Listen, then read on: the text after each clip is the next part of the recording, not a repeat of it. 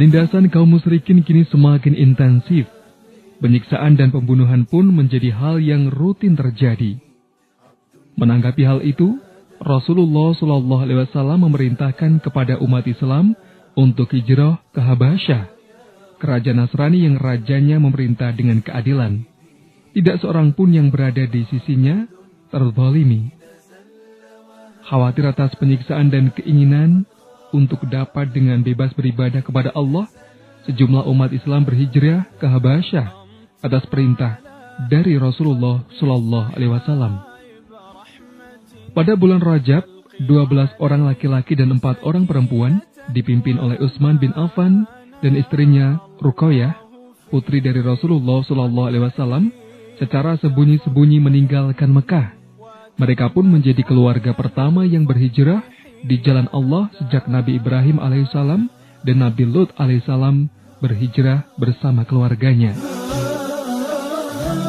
Dengan berjalan mengendap-endap di tengah malam, mereka pergi menuju pinggir pantai agar tidak diketahui orang-orang Quraisy.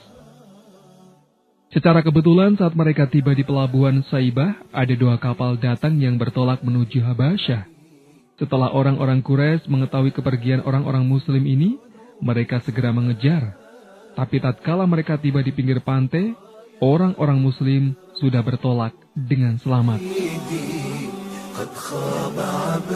Orang-orang Muslim hidup di sana dan mendapat perlakuan yang baik, sampai kemudian mereka mendengar rumor yang menyatakan bahwa kaum Quraisy sudah masuk Islam. Namun berita yang mereka dengar tidak seperti kenyataan yang sebenarnya. Saat mereka kembali ke Mekah, penyiksaan dan penganiayaan yang dilakukan kaum Quraisy justru semakin kejam. Akhirnya, beberapa umat Islam kembali ke Habasyah dan sebagian lagi tetap tinggal di Mekah. Dengan penindasan yang semakin berat, Rasulullah SAW memerintahkan hijrah untuk yang kedua kalinya. Dan kali ini, sekitar 83 laki-laki dan 8 orang wanita berangkat. Rombongan besar ini akhirnya tiba di Habasyah. Orang-orang musyrik sangat meradang bila orang-orang muhajirin memperoleh tempat yang aman bagi diri dan agama mereka. Untuk itu mereka memilih 2 orang yang cukup terpandang dan cerdik, yaitu Amr bin Al-As dan Abdullah bin Abu Rabi'ah, sebelum keduanya masuk Islam. Mereka mengirim 2 orang ini sambil membawa berbagai macam hadiah untuk dipersembahkan kepada Raja Najasyi dan para uskup di sana. Terlebih dahulu keduanya menemui para uskup sambil menyerahkan berbagai macam hadiah. Keduanya mengajukan beberapa alasan agar mereka berkenan mengusir orang-orang Muslim dari sana. Setelah para uskup menyatakan kesediaan untuk mempengaruhi Raja Najasyi, barulah keduanya menemui Raja Najasyi. Sambil menyerahkan berbagai macam hadiah, mereka berdua berkata, "Wahai Tuan Raja, sesungguhnya ada beberapa orang bodoh yang telah menyusup ke negeri Tuan.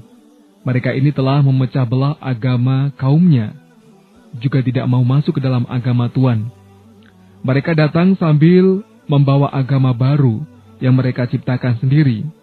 Kami tidak mengetahuinya secara persis. Begitu pula Tuan. Kami diutus para pembesar kaum mereka dari paman, bapak-bapak dan keluarga mereka untuk menemui Tuan, agar Tuan berkenan mengembalikan orang-orang ini kepada mereka. Sebab mereka itu lebih berhak terhadap orang-orang tersebut dan lebih tahu apa yang telah mendorong orang-orang tersebut mencela dan mencaci maki mereka." Benar apa yang dikatakan mereka berdua, wahai baginda Raja.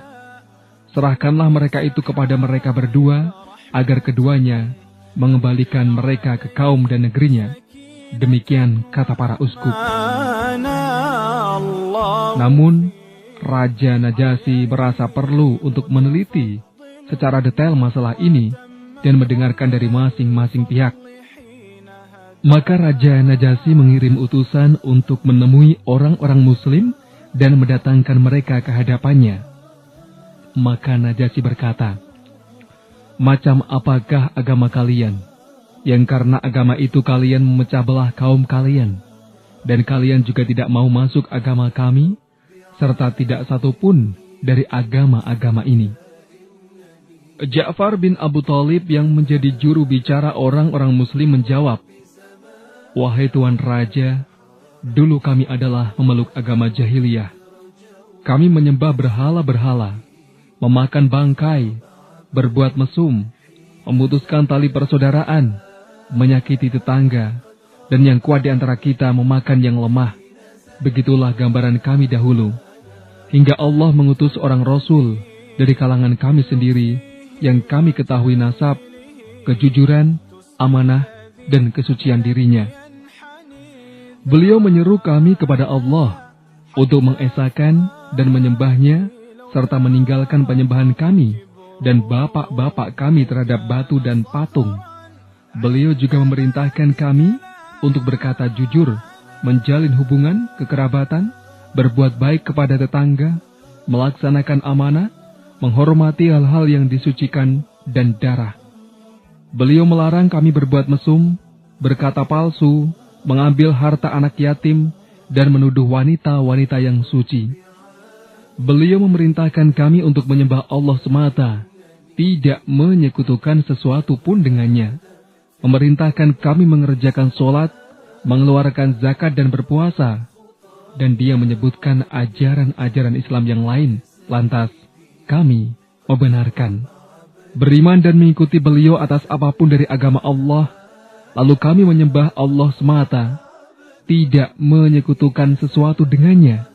Kami mengharamkan apapun yang diharamkan atas kami, menghalalkan apapun yang dihalalkan bagi kami.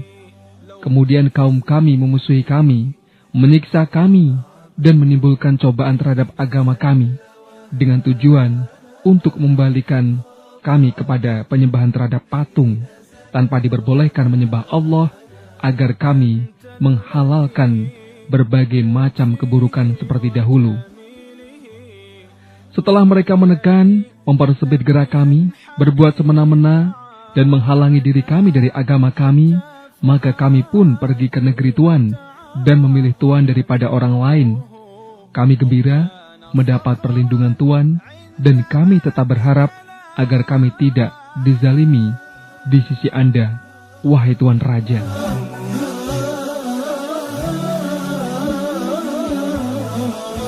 Apakah engkau bisa membacakan sedikit ajaran dari Allah yang dibawanya? Tanya Najasyi. Ya, jawab Ja'far. Kalau begitu bacakanlah kepadaku. Lalu Ja'far membacakan dengan cara menghafal awal surat Maryam. Demi Allah, Najasyi menangis hingga membasahi jenggotnya. Begitu pula para uskupnya tatkala mendengar apa yang dibacakan kepada mereka. Kemudian Najasyi berkata, "Sesungguhnya ini dan yang dibawa Isa benar-benar keluar dari satu cahaya yang sama-sama dari Allah. Pergilah kalian berdua. Demi Allah, aku tidak akan menyerahkan mereka kepada kalian berdua, dan sama sekali tidak."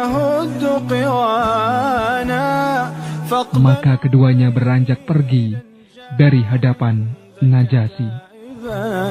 Antal Karim fala tarud du'ana.